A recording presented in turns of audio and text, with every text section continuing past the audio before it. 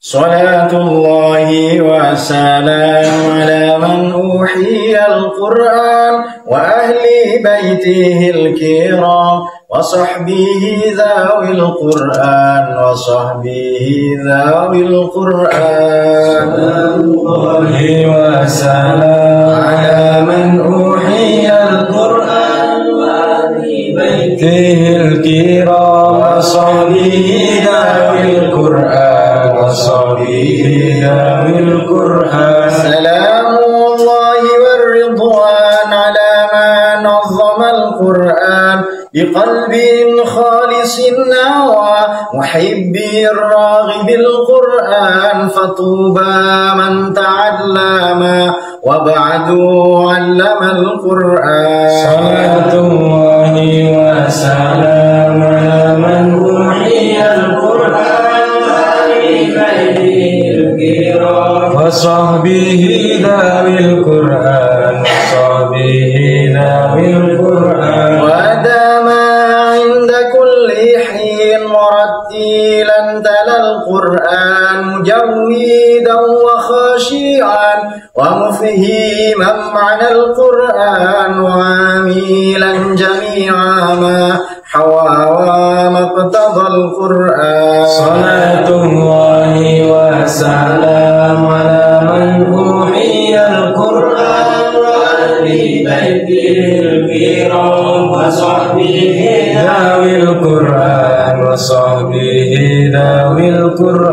وفاز من تكلم مع الرحمن بالقرآن وخاب من تجنب عليه لعنة القرآن ولا قارين في الدنيا ولا الأخرى سوى القرآن صلاة الله وسلام على من أوحي القرآن وأهل بيته الكرام وصحبه ذوي القرآن ولا شافيع ذا الأعلى لدى المولى عدا القرآن وشافيع مشفع ومنجي صاحب القرآن وما خلا مصدقون على من أعرض القرآن صلاة الله وسلام على من أوحي القرآن وأهل بيته الكرام وصحبه ذوي القرآن فيا إلهنا اجعلنا من الآهال في القرآن وزدنا علما نافعا بما علمتنا القرآن أمتنا في حسن الختام مع القبول بالقرآن صلاة الله وسلام على من أوحي القرآن وأهل بيته الكرام وصحبه ذوي القرآن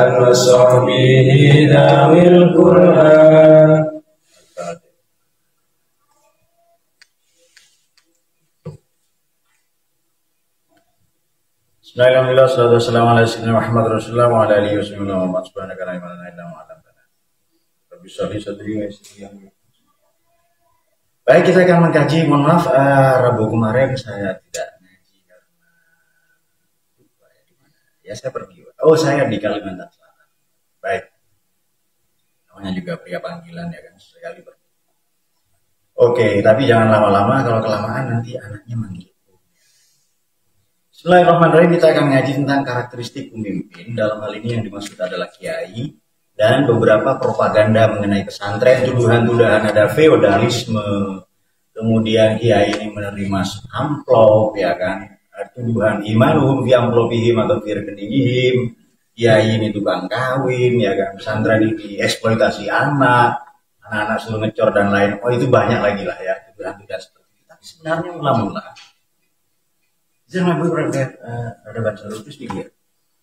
Tapi mula-mula saya akan sampaikan dulu pesantren itu apa sih dan bagaimana cara memahaminya secara antropologis dan sosiologis. Ini ada buku saya lama, agak kotor tapi tidak apa-apa ya. Ini ada buku saya lama, Peradaban Sarung, Feni Vidi Santri, terbit tahun 2018 ya. Ini buku tentang pesantren sebenarnya. Peradaban sarung ya. Sarung itu sarang burung. Bukan. Sarung ini syar'un, orang yang mengenakan syariat. Nanti silakan Anda cari ya. Mungkin masih ada terbitan Gramedia ya. Ini bukan promosi buku sebenarnya, tidak terlalu penting, yang penting kalian. Baik, mula-mula begini. Apa sih pesantren? Pesantren dalam buku Peradaban Sarung di ini ya, teman-teman, di buku yang saya tulis ini dikatakan bahwa pesantren itu sebenarnya terambil dari kata sastra.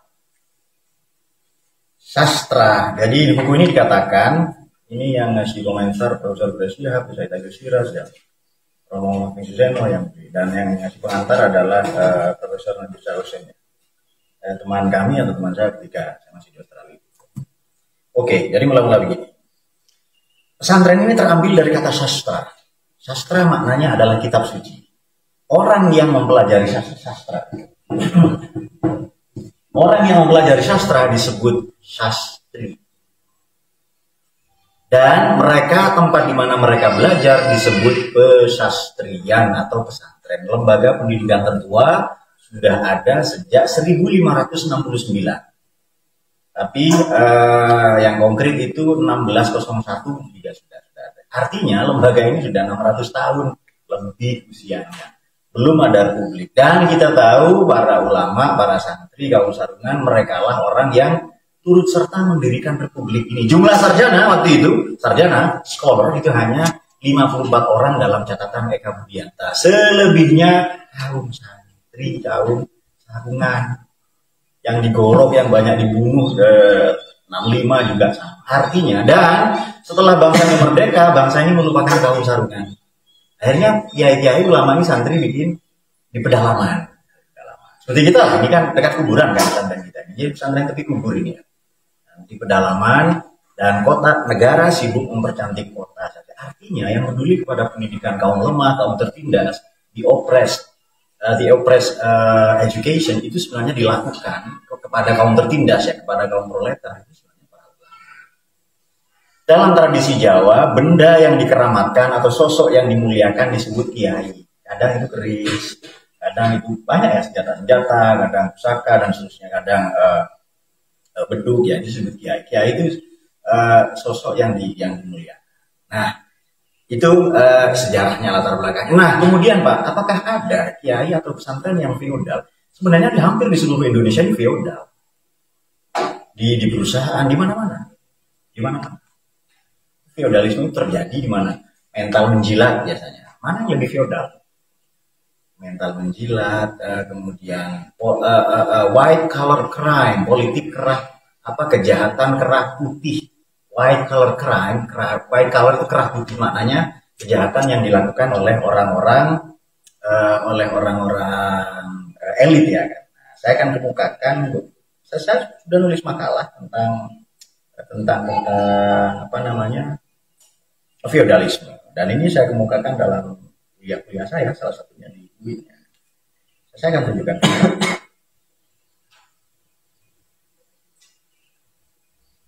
Ini kuliah saya di Universitas Negeri Padang, bukan? Ini kuliah saya di UIN Salatiga. Tentang feodalisme. Apa sih makna feodalisme? Nah, ini dia. Saya bacakan ya. Jadi feodalisme istilah ini berkembang sebagai, nanti Anda bisa tengok ya, Anda bisa periksa di Instagram. Istilahnya berkembang sebagai keterlanjuran sistem sosial ekonomi politik budaya pendidikan yang mendominasi Eropa sejak paruh kedua zaman skolastik atau Dark Age yang membelenggu dan mengungkung nalar dan kebebasan berpikir. Nah, sejak abad ke-9 sampai 16 menjelang Renaissance itu praktik-praktik feodalisme itu terjadi di segala bidang ekonomi, politik, budaya, pendidikan, sosial dan lain-lain. Nah, hingga saat ini masih ada praktik-praktiknya. Feodalisme ya kan. Pak, bagaimana kalau membungkuk hormat kepada orang? Itu bukan feodalisme. Bukan feodalisme. Kalau Anda di Jogja, Anda di keraton, Anda ketemu raja itu begini. Itu bukan feodalisme. Bagi orang yang nggak tahu ya itu Itu sebenarnya in-house culture. Nah, ini dia. In-house culture. Nanti Anda bisa membaca Kurt Acton ya, seorang antropolog sosiolog, bisa membaca Slavoj Žižek ya. Juga bisa membaca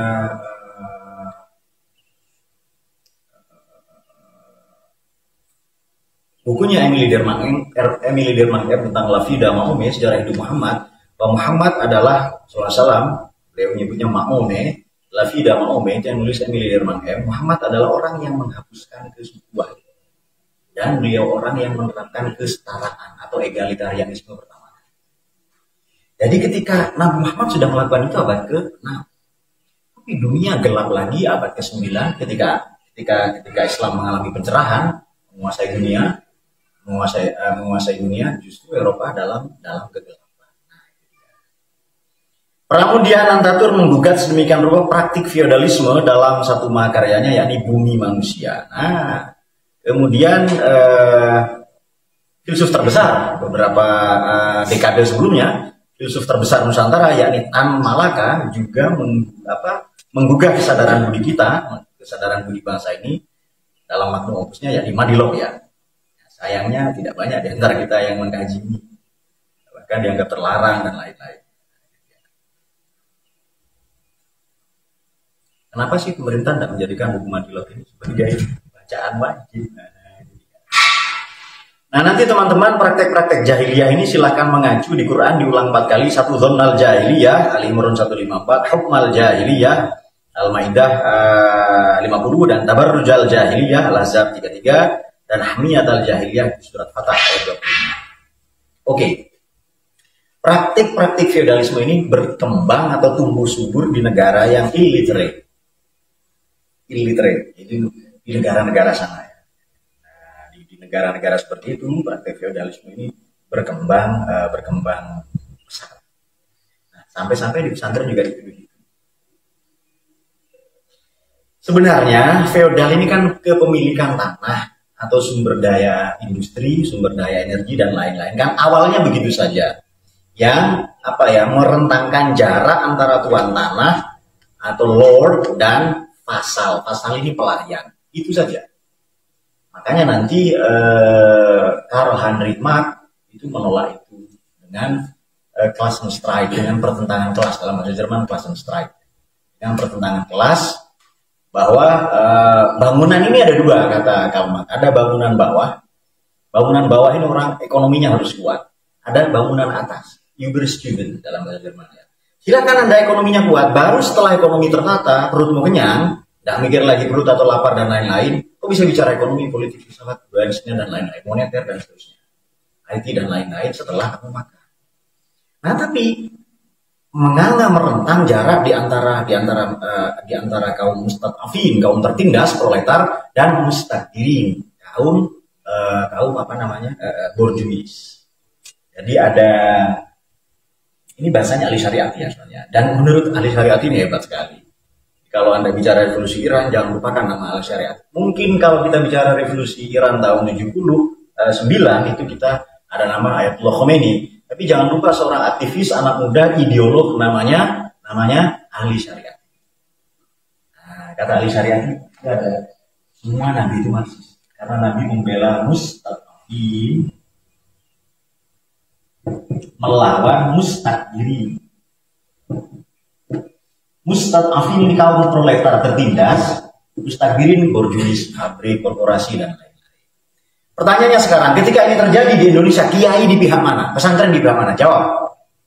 Pesantren di pihak mustadafin. Negara tidak peduli ke sekolah, pesantren bikin sekolah, bikin pesantren, bikin lembaga pendidikan tradisional, perguruan dan lain-lain. Itu sampai sekarang jumlah pesantren 60.000 lebih, dan yang sudah bagus tata kelolanya ada 28.000. Kata siapa? Kata buku ini. Nah, itu dia ya. Oke, dan itu kita riset. Baik, jadi pesantren ini peduli kepada pendidikan kaum tertindas. Malah kiai ini kalau mau naik haji, sepulang haji oleh Belanda, panggil dia Pak Haji atau Bu Haji kalau perempuan. Kopiah putih, lilitan sorban. Itu cara propaganda Belanda untuk mengidentifikasi kalau ada terjadi perlawanan ke penjajah, ciduk saja Pak Haji di sini. Nah itu dia. Makanya Haji itu gelar Belanda. Sampai ikutin ngaji ini di tahun-tahun yang kemarin, saya katakan gelar Haji itu bikinan Belanda. Itu posisi kiai. Dan kiai ini elit lokal. Di masyarakat, menurutmu kalau mau bangun rumah seharusnya ke arsitek atau ke siapa? Konsultasi ke arsitek, betul ya? Tapi minta doanya ke siapa? Ke kiai tetap itu. Kalau Anda mau menanam padi, mau berdagang, mau anaknya menikah, semuanya minta doa. Jadi kiai ini elit dalam konteks kebudayaan. Nah, tapi kenapa ada hormat-hormat begitu? Ada orang sampai ngesot. Di sini tidak. Nah, dengan kita setara kalau di sini. Di banyak pesantren tidak begitu. Saya belajar di banyak pesantren tidak begitu. Nurul Jadid ya, guru saya tidak begitu. Di banyak pesantren yang saya belajar ya, ada 7 atau 8 saya pindah pesantren itu tidak begitu guru saya. Mungkin ada 1-2, ya loh. Tapi kiai kok terima amplop. Nah, misalnya ada pemberian dari orang dan lain-lain. Oke. Jadi mula-mula begini teman-teman. Mungkin ada banyak yang mengkritik itu sampai berlebihan. Sebelum kita ngaji kita bacakan ayat. Jadi begini. Kalau Anda di keraton, cara hormatnya aja begini. Itu namanya in-house culture. Budaya selingkung. In-house selingkung. Itu in-house style, gaya selingkung. Misalnya, penerbit Gramedia dengan penerbit A dengan penerbit B itu beda standarnya. Pesantren A, pesantren B itu beda. Itu namanya in-house style. Kalau di keraton ya begini hormat, itu bukan nyembah. Kemudian semua malaikat sujud ke Nabi Adam. Apa sujud itu nyembah? Masa gitu saja nggak nyampe otakmu, kan begitu? Apa sujud itu nyembah? Kan tidak, itu maknanya hormat. Nah itu dia. Hormat hanya kepada Allah katanya. Minta barokah kepada Allah. Lu nggak ngaji dia. Ya kan? Kita bisa gunakan banyak sekali. Barakah itu ada di tempat. Di Masjidil Haram, Masjidil Aqsa, Masjid Nabawi.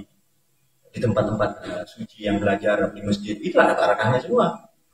Barakah ada di orang, ya di nabi, para nabi, di orang tua, di guru ada. Barakah juga ada di waktu. Ramadan sepertiga malam, antara 2 khutbah, banyak sekali barakah itu. Di 2/3 malam. Nah itu dia. Oke, karena Allah itu maha banyak barakahnya. Oke, kita teruskan dulu. Jadi begini. Pak, bagaimana kalau ada, itu jadi in-house style.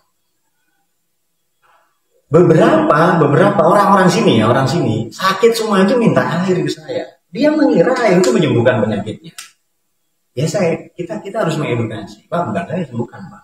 Jadi saya ini bukan hanya akademisi, akademistik juga. Dari miring dukun. Ya. Orang menganggap saya dukun juga. Jadi kalau sakit dia minta doa ya toh. Anaknya ada susah dapat jodoh dan lain-lain. Nah terus kalau datang ke kita gimana? Apa kita tolak? Jangan ke saya Pak, sirik gitu. Kau percaya pilnya dokter juga sirik. Begitu. Kau percaya kampus itu bisa mensejahterakan hidupmu juga sirik. Kau percaya UI itu bisa membuatmu hidup bahagia, padahal dihapusi oleh Bahlil misalnya. Itu juga sirik. Itu tergantung hatimu. Kenapa susah memahami begini saja? Ya toh? Nah oke. Jadi kau percaya bahwa dengan sholat saya akan masuk surga. Ya sirik namanya. Bukan salatmu yang mengantarkanmu ke surga. Itu perkenan Tuhanmu, itu rahmat Tuhan. Itu cinta kasih Tuhan. Kenapa hal begini susah dipahami? Karena kita illiterate, karena enggan membaca. Nah sekarang begini, menyuguhkan di Jawa ya, di khususnya ya. Kita kasih orang pakai tangan kiri sopan atau tidak? Kita menunjuk itu pakai jempol. Tapi kalau sholatnya tidak pakai jempol, pakai jari telunjuk. Karena ada aturan yang berbeda-beda ya toh. Jadi tempatnya ini. Nah itu namanya in-house style. Sama dengan begini, kalau kau berbahasa Jawa dan kau tinggal di Amerika, ya nggak bisa.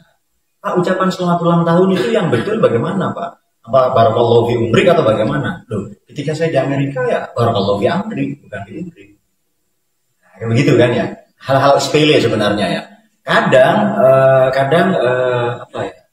Ulang tahun, jangan tiru-tiru muslim. Ulang tahun itu jangan tiup lilin. Kamu kalau mau tiup kompor juga silakan. Hal begini ini dipersoalkan. Nah begitu dia. Jadi itu kultur pesantren. Makanya Allah yarham seorang santri terhebat namanya Gus Dur ya, pernah jadi presiden. Kata Gus Dur, pesantren itu subkultur. kultur kan di masyarakat ini ada yang menghormati, akur, guyup, rukun dan lain. Pesantren ini subkultur, bagian dari budaya itu. Ia tidak terpisah, tapi ia berada di ruang privat. Nah, begitu. Mungkin ada ya di tempat lain yang berjalan sambil agak membungkuk, ya, kemudian agak ngesot dan seterusnya. Ya, kalau kau percaya bahwa ASN, gelarmu, jabatanmu sebagai ASN akan menyejahterakan hidupmu, kau juga sirik namanya. Itu feodalisme lebih parah lagi. Nah, bisakah sekarang di negara maju apa ada? Ada. Itu namanya budaya patrilineal atau budaya paternalistik, atau kadang disebut dalam antropologi disebut budaya neopatrimonial. Saya bupati misalnya. Ini alhamdulillah ya. Saya filsuf lebih hebat. Saya bupati. Saya butuh staff saya butuh 100. Yang di Pemkap ini saya butuh 200. Kemudian untuk kaur, kepala urusan dan lain-lain saya butuh 400. Walhasil saya butuh 700 orang. Saya buka pengumuman ya toh.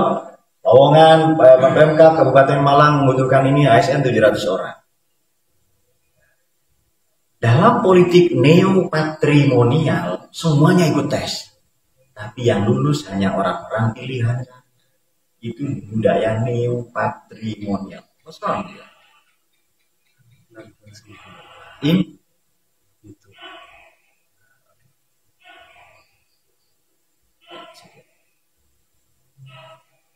so you restart again. Sesuai dengan amal perbuatan mungkin. Baik. Itu budaya patrimonial. Dan lazim terjadi, biasa terjadi di mana-mana. Kau pikir Trump itu, silakan dengar ceramahnya atau wawancaranya Nawal El Sadawi. Itu meninggal kayaknya kemarin ya pas COVID itu. Ya intelektual Mesir ya. Nggak ada demokrasi di dunia ini. Kau pikir Trump menang pakai demokrasi? Kau pikir Obama menang pakai demokrasi? Nggak ada. Saya tinggal di Amerika 20 tahun, nggak ada demokrasi. Yang ada demokrasi. Kau pikir Prabowo itu menang demokratis? Tidak, itu buang-buang duit juga. Nah, itulah negara. Nah, itu dia. Jadi akhirnya kembali kepada sosok, kepada pemimpin yang bukan di sistem apapun. Kalau negara ini SDM-nya rendah ya seperti itu. Kawanan kambing tidak mungkin dipimpin oleh burung. Kawanan merpati tidak mungkin dipimpin oleh kucing. Pemimpinnya merpati ya merpati juga. Demikian pula pemimpin kita itu mencerminkan keseluruhan bangsa. Nah, sekarang mafia itu ada di mana-mana. Coba kau tengok di Kementerian Agama ada mafia. Banyak. Pendidikan, kesehatan, paling banyak juga korupsinya. Alhasil mafia di mana-mana, kartel di mana-mana.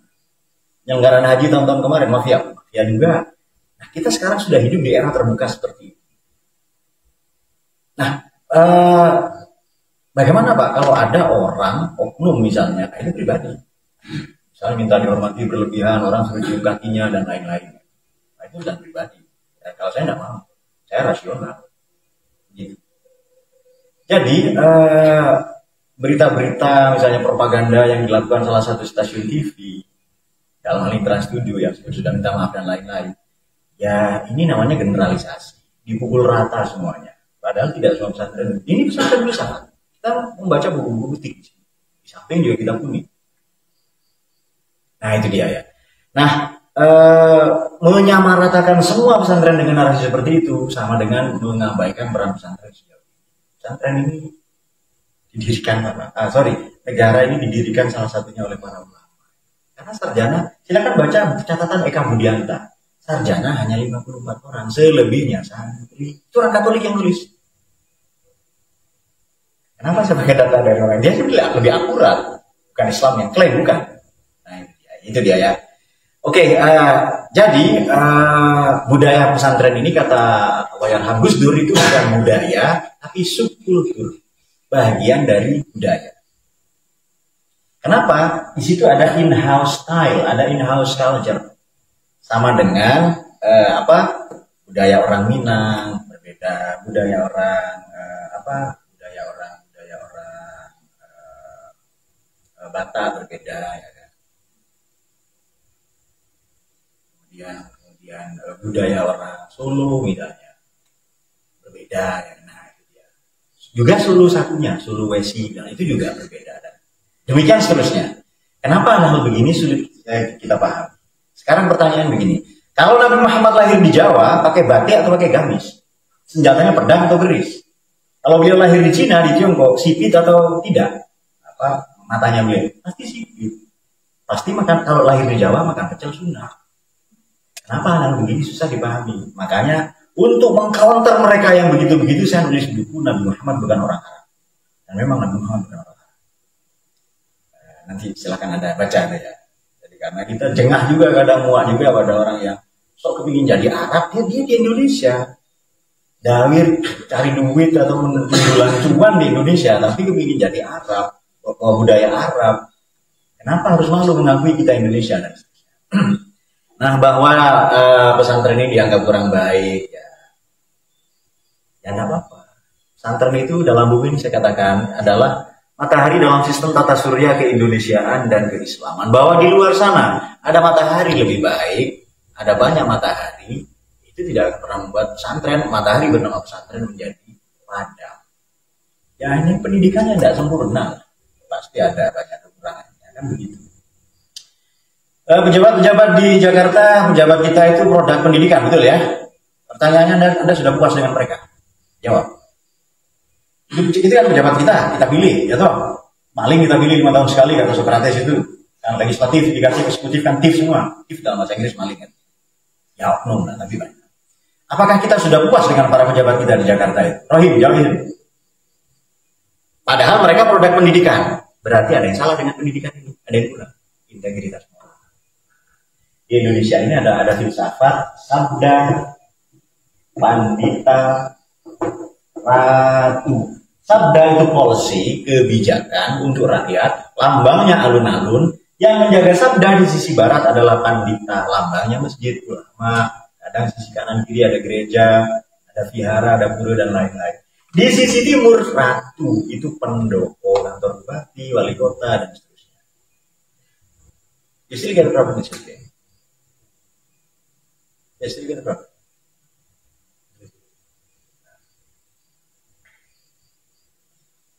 Sabda ini alun-alun. Yang menjaga sabda, rakyat ini. Yang menjaga sabda di sisi barat ulama, pandita, simbolnya masjid, Jami, Masjid Agung ya kan. Di sisi timur ratu, Umaro, simbolnya pendopo, kantor bupati, wali kota, gubernur. Sekarang banyak pandita ingin jadi ratu, banyak ulama ingin jadi pejabat.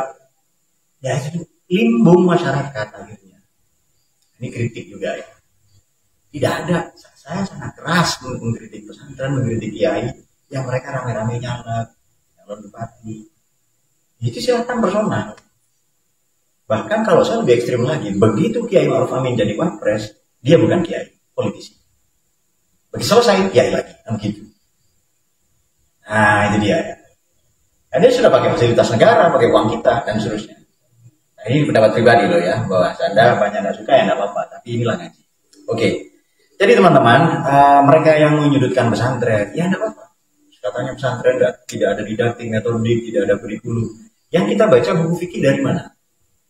Fathul Mu'in sekarang hanya Zainuddin Malabari. Jadi orang pesantren ini kosmopolit. Kemudian yang dibaca bukunya orang Persia, Imam Ghazali, orang Persia.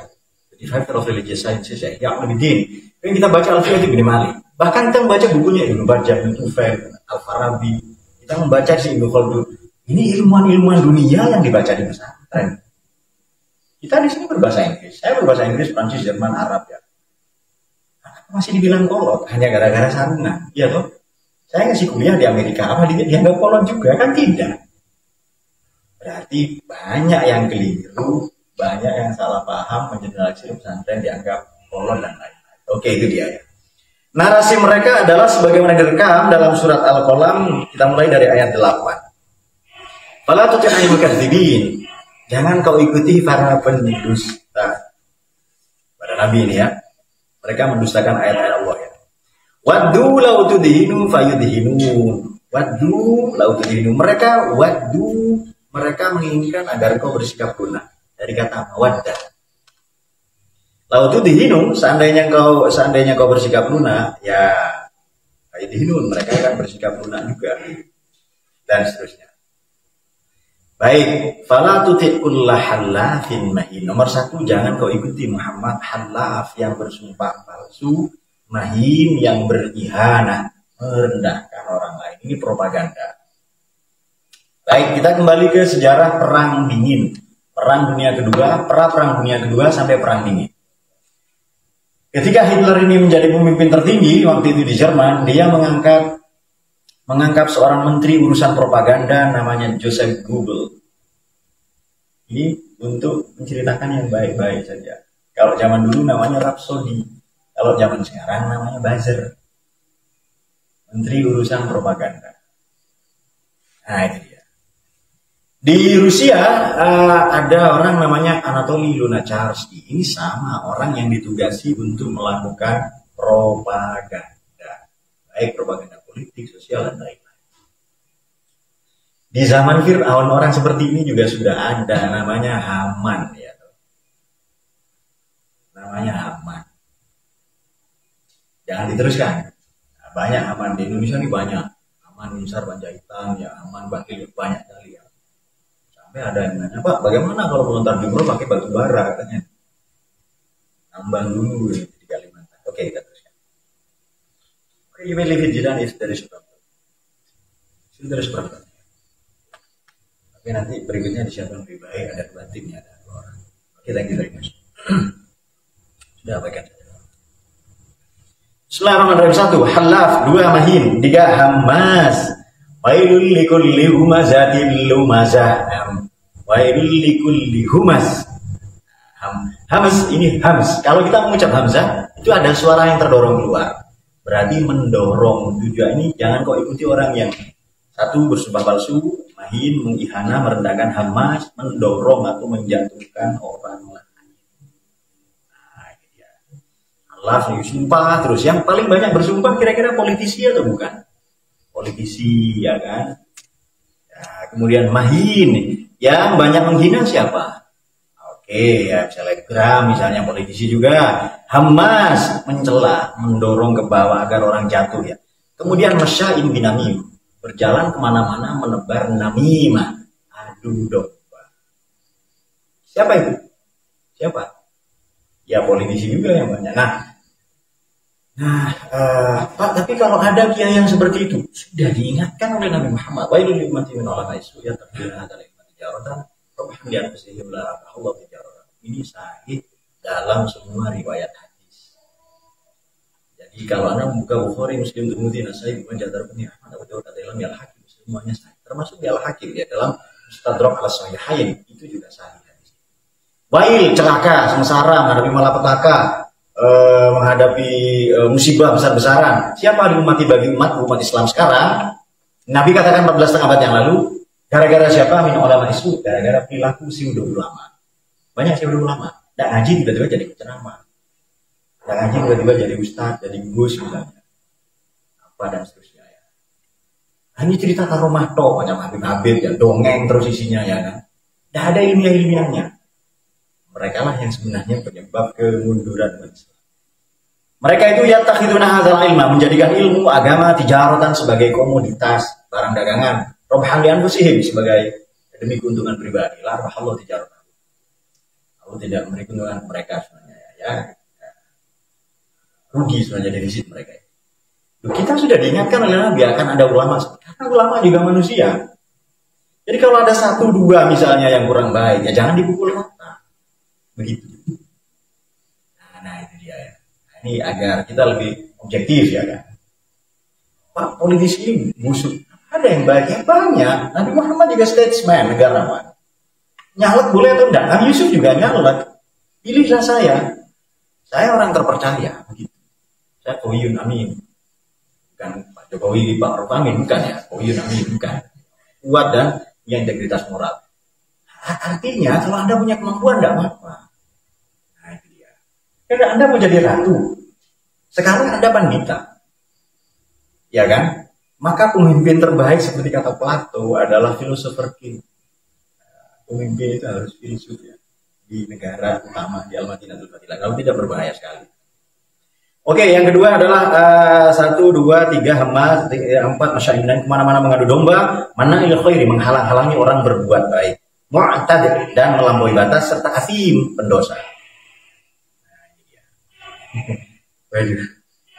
Kemudian mana il khair menghalang-halangi orang berbuat baik, kemudian mu'tad melampaui batas dan asim pendosa. Kemudian utullin ba'da dzalika zanim. Kemudian utulin ini kasar, keras hati dan tutur katanya kasar. Ba'da dzalika zanim, setelah itu ngaku-ngaku bernasab baik. Ada di Indonesia. Pakai surban Syahrini, lilitan surban, pakai macam pikolo ya kan, aku bernasab baik, aku siapa? Ternyata membodoh-bodohi umat ya. Terus bagaimana Habib-Habib itu, Pak? Ya Habib yang baik banyak, Habib Rizyihab ya toh. Yang alim ya, tidak banyak lah. Yang alim juga ada, yang bodoh ya lebih banyak lagi. Nah itulah manusia. Mengapa kita sulit memahami mereka, mendudukkan mereka secara manusia? Nah itu dia. Demikian pula pesantren-pesantren tadi.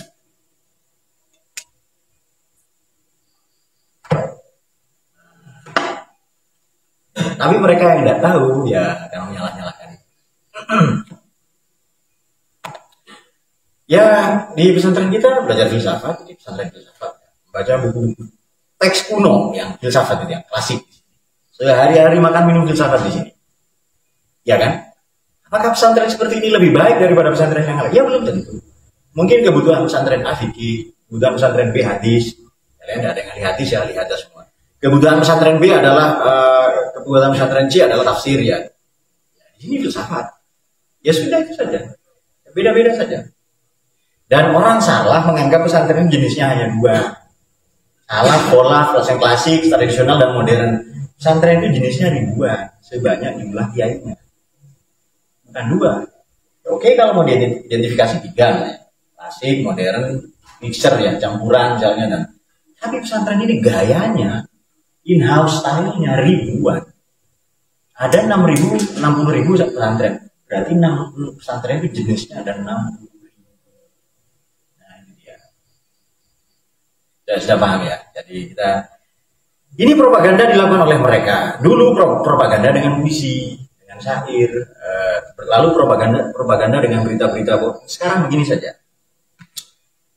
Kalau Anda menganggap Amerika betul negara demokrasi, bagaimana Trump terpilih? Yang pertama, ada buku bagus, bukunya Ken Wilber, judulnya Trump and the Post-Truth World.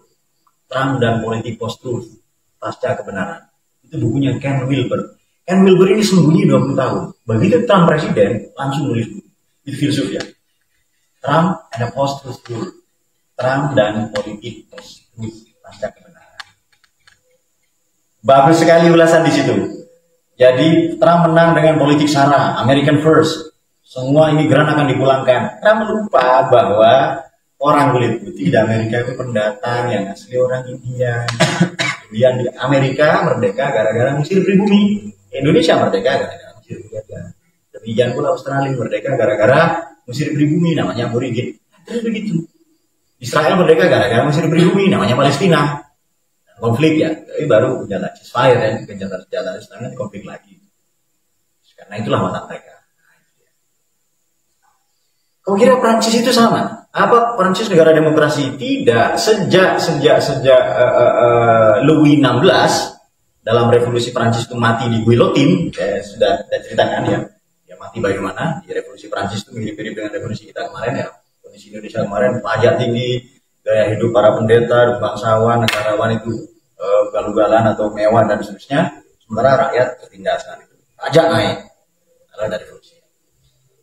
Le Pen itu sama. Di Jerman ada orang namanya Lutz Bachmann. Di Prancis ada Le Pen. Di Belanda Geert Wilders. Di Brazil Jair Bolsonaro, presiden yang kemarin. Kemudian di Filipina Bongbong Marcos. Kita negara maju selain Filipina. Di Jerman Lutz Bachmann. Di Belanda Geert Wilders. Di Prancis Le Pen. Di Amerika Trump. Ini sama menggunakan politik sara. Katakan Wilber di Indonesia namanya Rizik Syihab. Yang pakai gerakan populisme kanan, populisme dari kata people. Bukan saya. Saya kan baca bukunya Ken Wilber. Trump in a Post 2016. Nah itu dia. Ngeri ya. Nah, makanya kita harus banyak baca. Biar tahu. Nggak gampang diabusi. Mbak saya menurunkan rantai dari langit. Ya kok nggak percaya gitu. Bahkan saya di tingkat yang lebih ekstrim. Nabi Muhammad sholat subuh, imam subuh, Sayyidina Ali masih di belakang. Nabi Muhammad sudah rakaat kedua, ya toh? Sudah ruku subuh itu. Kalau Sayyidina Ali tidak menutupi ruku, maka ketinggalan jamaah. Ketinggalan 2 rakaat, ya toh? Kenapa Sayyidina Ali tidak mendahului? Ada orang Yahudi di depannya. Itu otak saya tidak percaya. Rasulullah tidak percaya. Kenapa tidak permisi saja? Ya toh? Nah, ini karena akhlaknya Sayyidina Ali yang tinggi. Ini kan tidak meragukan itu. Tapi jangan lupa Sayyidina Ali ini rasional. Nabi Muhammad ini, para nabi ini fatona, al-aqlul azim. Orang-orang yang cerdas, kata Ibnu Hajar al-Asqalani, akalnya nabi ini adalah jamalul akal. Akalnya sangat elegan. Rasional nabi ini. Oke. Jadi karena malu, karena sungkan mendahului orang tua ya. Allah berfirman, malaikat Jibril tahan punggungnya Nabi, jangan sampai bangun. Tunggu Sayyidina Ali. Jadi jamaah tunggu Sayyidina Ali semua. Kemudian malaikat Mikail tahan matahari, jangan sampai terbit. Betul begitu kan? Kau percaya? Kalau saya tidak percaya. Kiamat mundur 15 menit. Dari rencana awal. Atau kalau matahari berhenti, tidak keluar-keluar, apa yang terjadi? Ya tidak ada gravitasi lah, kiamat lebih cepat. Ya toh? Silahkan Anda percaya, tapi otak saya tidak percaya. Saya rasional. Saya filsuf, saya tidak percaya. Apalagi cerita karomah ya Pak. Karomah itu kau bisa tolong orang miskin, anak-anak terlantar bisa sekolah lagi. Kau tolong negara ini dengan ya mengurangi bebannya. Itu psychokinesis. Karomah bisa terbang, dia bisa menghilang Pak. Tidak muncul-muncul lagi. Dia bisa terbang, tidak bisa turun-turun lagi. Menurutmu lalat bisa terbang tidak? Apa bedanya dengan lalat? Selesai. Ya kan? Pak, tapi dia bisa menyelam dalam air ikan, bisa kan? Selesai, apa bedanya dengan ikan? Kita lebih mulia dari itu semua. Nah, supaya rasional lah kita. Jadi kalau ada kiai atau oknum yang dawir yang itu mereka urusan mereka. Tapi jangan pukul rata semua pesantren anggap sama. Oke, baik kita teruskan ya. Bismillahirrahmanirrahim. Nah sekarang kiai, pemimpin. Pemimpin itu di Quran ada 4 temanya. Mungkin kita pernah sampaikan tapi sudah agak lama ya. Nomor 1 imam, nomor 2 khalifah, nomor 1 khalifah, nomor 1 khalifah, 2 imam, 3 sultan, yang keempat bilang. Ini jangan bilang di khalifah. Lah ini, bagaimana? Allah berfirman, ini jangan bilang di khalifah. Mereka protes, qalu atau jangan fiha, menyusidu fiha wa yusufin dima. Mana nusabihu bihamdika wa nuqaddisuka. Allah menjawab, qala inni a'lamu ma la ta'lamun. Jadi nomor 1 kriterianya adalah seperti Nabi Adam. Jadi hikmah adamiyah, filsafat hidupnya Nabi Adam. Baqarah 30 ya, betul ya? Baqarah 30 khalifah. Nah, jadi filsafat pertama adalah filsafat Nabi Adam. Beliau pemimpin. Bagaimana cara beliau jadi pemimpin? Beliau mengunduh nilai-nilai spiritual dari Allah dulu. Wa'allama Adam al-asma kullaha tsumma Allah mengajarkan Nabi Adam nilai-nilai universal. Nabi Adam belajar filsafat dulu kepada Allah itu. Allah menginstal asma. Asma ini metafisika. Nilai-nilai universal. Realitas-realitas ontologis. Karena beliau calon pemimpin harus punya adil, tanggung jawab, empati, peduli, semuanya itu. Nah, karena beliau calon pemimpinnya. Setelah Nabi Adam ini 25 kali di Quran sama dengan Nabi Isa. Adam pertama belajar, Adam kedua mengajar. Ya Adam, ambilhum bi asma'i. Wahai Adam, ajarilah, sampaikan kepada malaikat ya. Jadi Nabi Adam, makanya bagi para mutasawwifin, Nabi Adam adalah mursyid pertama, guru pertama. Nabi Adam belajar dulu, Allah mengajarkan, install nilai universal, Nabi Adam mengajar, lalu Adam yang ketiga turun ke bumi, itu industri pakaian ya. Basyari sawatikum libasut taqwa zalika khair, sudah ada pakaian, pertanian dan lain-lain. Nah, baru nanti keturunannya dan seterusnya. Oke. Ada kabar agak mengagetkan, Nabi Adam selama 300 tahun di bumi tidak beragama. Bukan ateis loh ya. Agak kaget mungkin ini ya. Nabi Adam 300 tahun di bumi tidak beragama. Kenapa? Ini sudah kenal Allah. Bukan kata saya, kata Quran. Imma ya'tiyannakum minni hudan faman tabi'a hudaya fala khawfun 'alaihim wa la hum yahzanun. Baqarah juga itu. Sudah Nabi Adam menggunakan akalnya saja. Beliau kan training, tinggal di surga, lama ya kan, kemudian datang iblis macam-macam ya, ada intrik dan seterusnya. Sudah, setelah itu beliau turun ke bumi, tidak beragama. Beliau sudah ma'rifatullah, tapi ma'rifat ta'rif, belum taklif, belum ada tanggung jawab agama. Ngapain? Dia berpikir rasional. Berarti Nabi Adam ini mendayagunakan akalnya dulu, setelah itu turun agama 300 tahun. Ini Nabi Adam pernah tidak beragama. Apakah ateis? Ya, bukan. Dia ma'rifatullah, kenal Allah. Allah sudah allama Adam asma, Allah memperkenalkan diri kepada Nabi Adam. Nah, tapi kan umatnya kan tidak bisa kenal Allah lewat begitu. Nah, akhirnya Allah turunkan agama. Sudah, itu yang pertama. Yang kedua, Baqarah 124 itu memimpin kriteria kedua. Ya kan?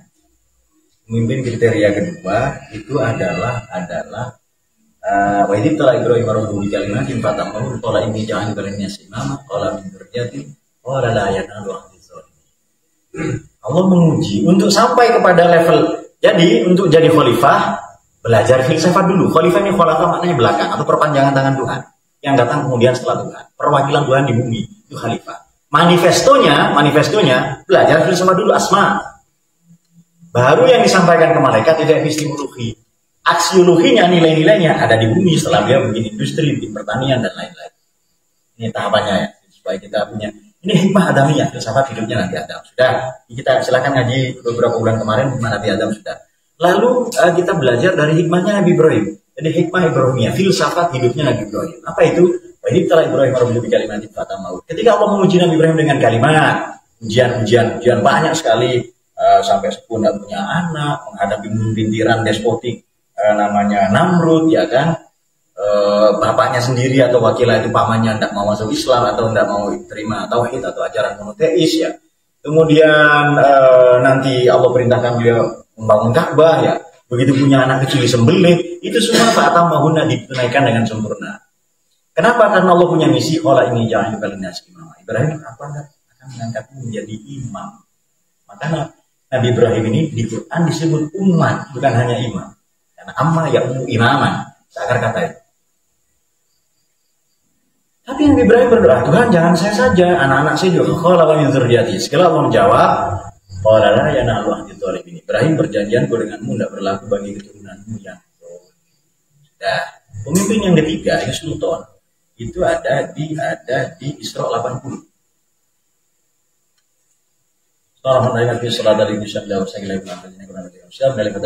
Nah, pemimpin pertama itu sholat dulu. Aqimis sholata liduluki syamsi ila ghasaqil lail. Ini matahari siang tergelincir zuhur, asar ila ghasaqil lail sampai matahari terbenam atau sampai larut malam, berarti maghrib dan isya. Wa Qur'an al-fajri dan sholat subuh. Ini dalil sholat 5 waktu. Baqarah 78 Al-Isra 78. Inna Qur'an al-fajri kana masyhuda. Salat subuh disaksikan para malaikat. Sudah. Selesai dengan yang wajib, pemimpin itu naik ke sholat yang sunnah. Wa minal laili fatahajjab bihi. Bertahajud ya. Nafilatan. Nafil ini nun fa'lam maknanya tambahan. Makanya ghanimah rampasan perang itu disebut nun fa'lam.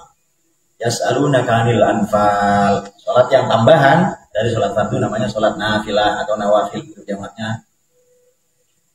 Asal ya bangsa korbuka maqam mahmuda untuk sampai ke derajat mahmud. Setelah itu, waqur rabbi adkhilni mudkhala sidqin wa akhrijni mukhraja sidqin. Tuhan kasih saya pintu masuk yang baik, masuk Madinah yang baik, hidup di bumi yang baik. Wa mukhraja sidqin, jalan keluar dari kubur yang baik, keluar Madinah yang baik begitu. Masuk belajar yang baik, keluar yang baik. Jadi, nah sekarang begini, Pak, kenapa pemimpin ini orang mengeluhkan para politisi? Ya kan? Ya. Garbage in, garbage out. Trash in, trash out. Kalau yang masuk sampah, yang keluar sampah. Kita mengeluhkan para politisi. Loh, politisi lahir dari mana? Lahir dari keluarga Indonesia, sekolah-sekolah Indonesia, ya kan? Lahir dari kampus Indonesia, lembaga pendidikan Indonesia, budaya Indonesia. Garbage in, garbage out. Kalau yang masuk sampah, yang keluar sampah. Kan begitu.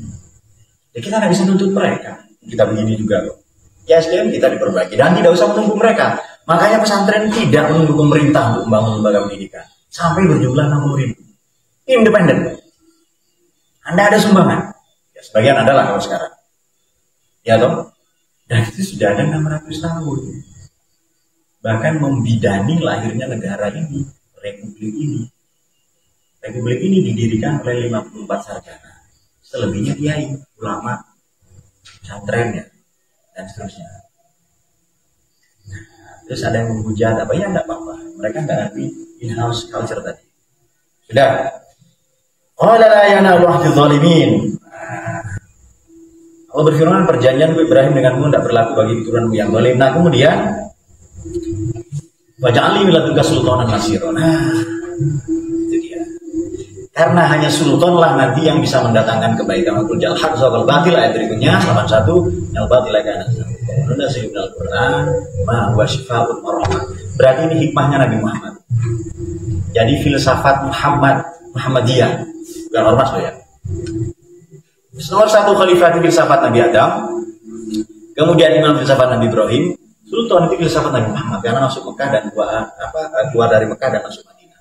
Wa dakhala sidqin wa akhrijni mukhraja sidqin. Kalau di tafsir Al-Mawardi An-Nukat Al-Uyun ada 7 maknanya.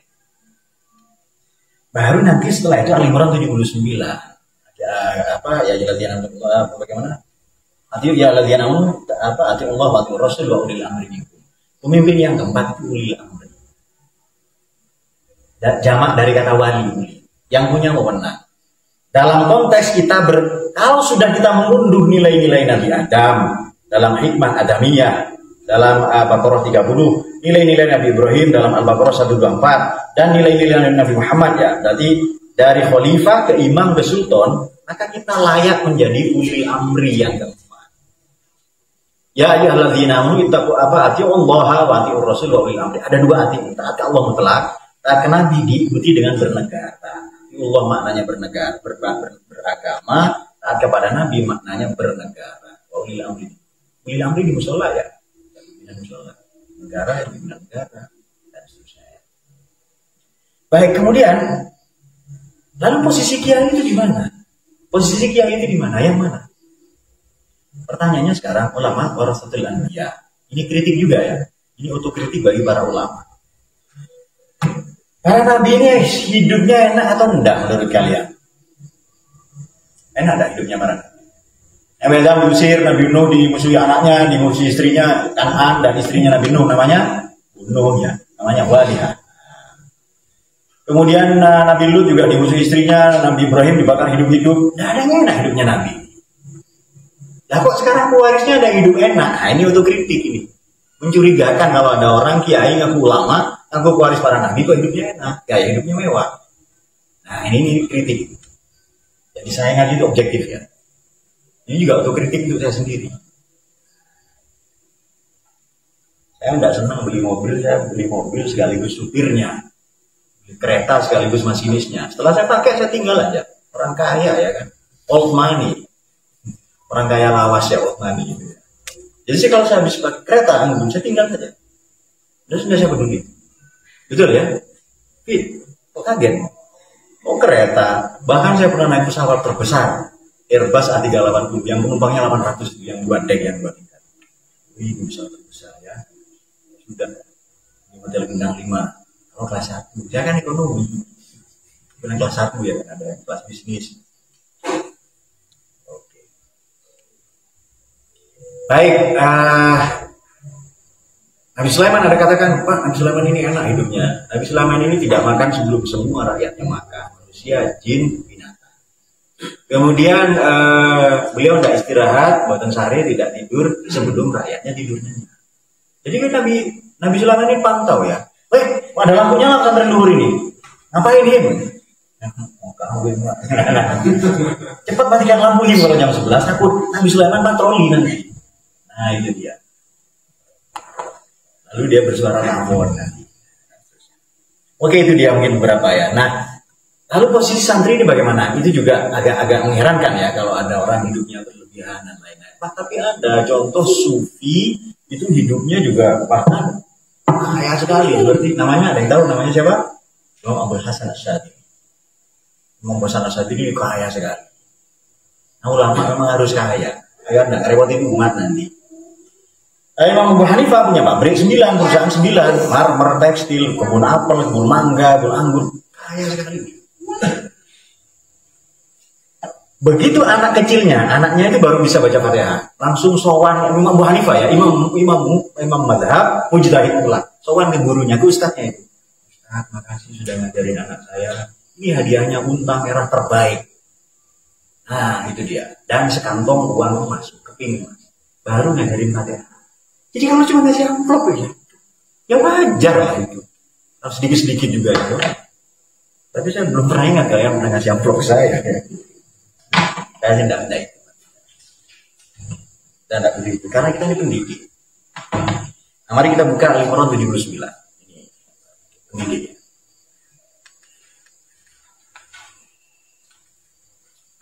Bismillahirrahmanirrahim. Maka li basyarin ayyutiyahu Allahu al-kitaba wal hukma wan nubuwata tsumma yaqulu lin-nasi kunu ibadan li min dunillahi walakin kunu, jadilah kalian semua rabbaniyin.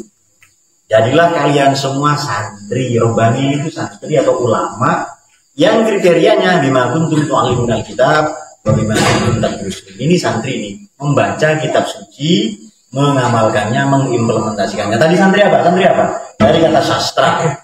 Mereka yang mempelajari sastra disebut sastri. Tempat di mana mereka belajar disebut pesastrian atau pesantren.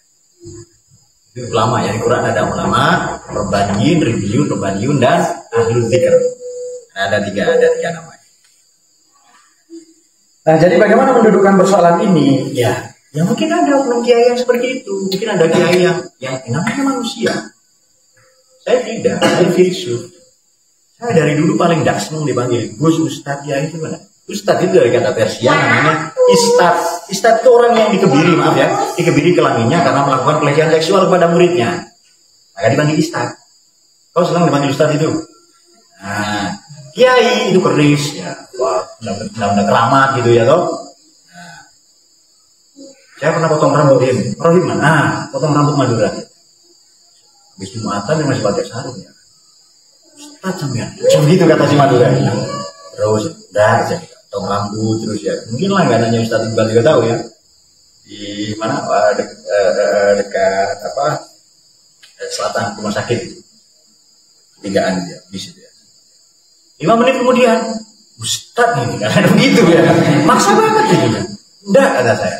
Coba dia bilang, kan filsuf Pak. Baru saya rapikan kerabatnya. Iya. Dia bilang, Ustadz ya saya tidak mau. Kalau bilang filsuf baru kita. Ada pertanyaan? Tidak ada ya?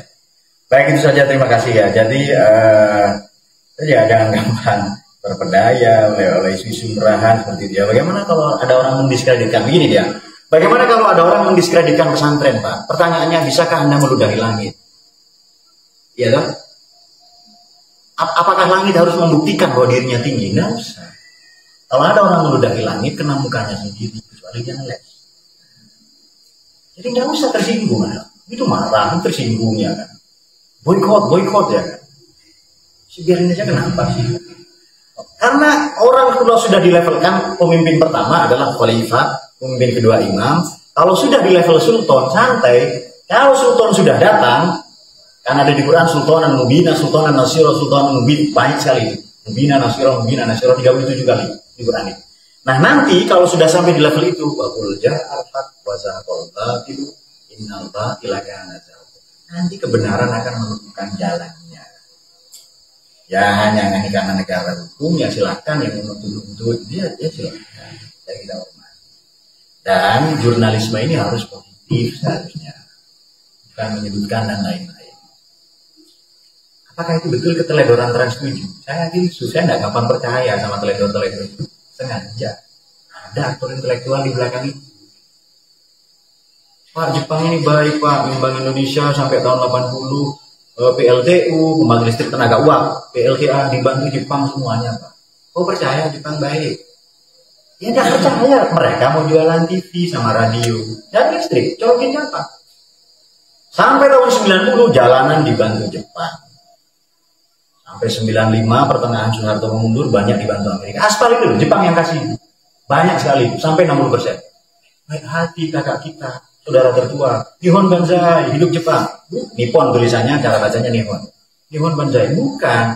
Jepang mau jualan mobil, mau jualan motor. Kalau nggak ada aspal melewat di mana? Di kampungnya Rohim kan? Aspal aja nggak ada ya. Ada ya? Oh ya sudah. Ada him canda aja him. Itu aja marah ya. Ada him, saya tahu pernah sana him ada. Puncak naik, kita mulai turun. Oh ini anomali kan? Kita nggak gampang percaya. Nah sudahlah begitu, karena itu umat Islam harus cerdas. Sudah saatnya kita bangkit. Caranya banyak membaca. Biar nggak illiterate.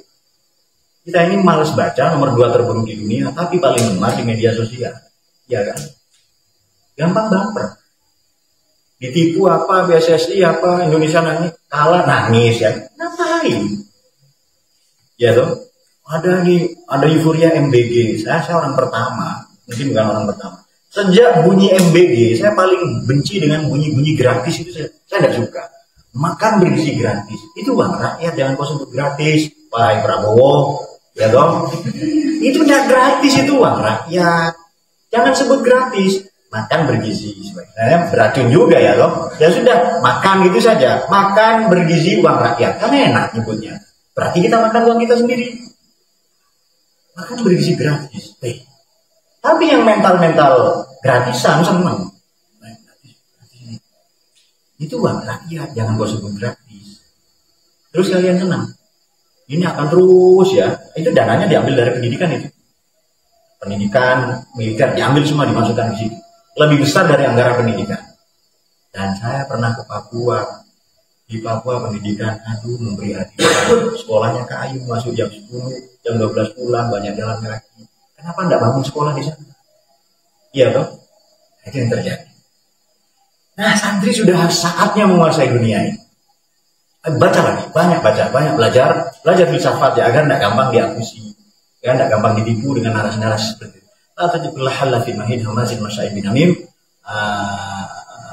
mana il-khair muqtamin athim, untuk limbak jaga di kazani.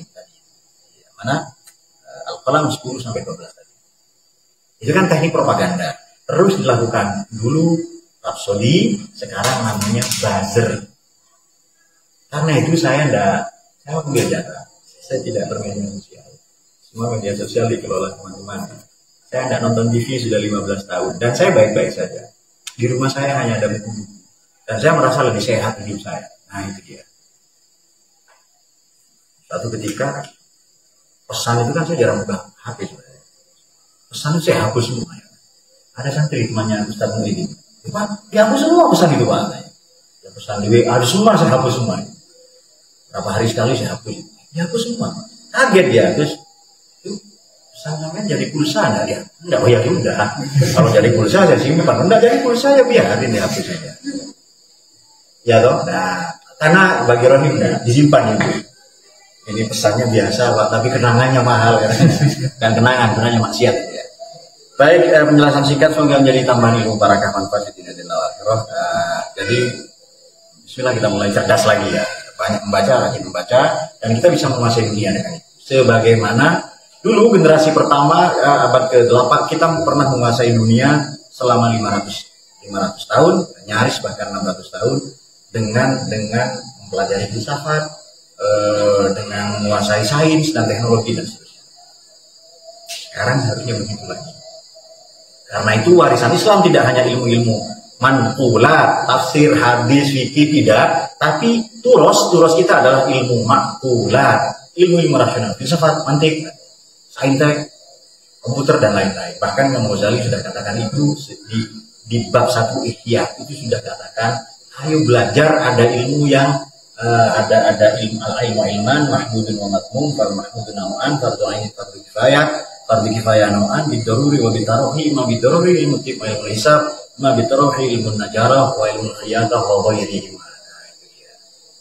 Dulu ketika saya wasul masail saya hafalkan semuanya karena masih senang pamer ilmu. Sekarang udah flexing, udah lewat masa saya itu. Oke. Ilmu 2 terpuji tercela. Yang terpuji 2 fardu ain, fardu kifayah, kewajiban personal, kewajiban kolektif. Yang kewajiban kolektif 2 ada yang bid-daruri. Sekarang emergensi harus kita kuasai ilmu tib, ilmu kedokteran, wa ilmu hisab dan ilmu saintek, ilmu komputer. Hisab kan menghitung. Bahasa Inggrisnya to compute, computer. Kemudian ada yang boleh kapan-kapan, ilmu najarah, ilmu khiyatah, teknik sipil, menjahit, arsitektur dan lain-lain. Imam Ghazali katakan di Ihya, kitab tasawuf cerita ilmu bab 1, dan itu beliau katakan 900 tahun yang hampir 1000 tahun, karena Imam Ghazali meninggal tahun 505 Hijriah atau 1111. Orang tidak percaya kitab tasawuf, baca bab 1 cerita ilmu. Allahumma arhamna bil Qur'an waj'alhu lana imaman wa nuran wa hudan wa rahmah. Allahumma dhakkirna nasina wa 'allimna mimma jahilna warzuqna tilawatahu ana al-layli waj'alhu lana hujjatan ya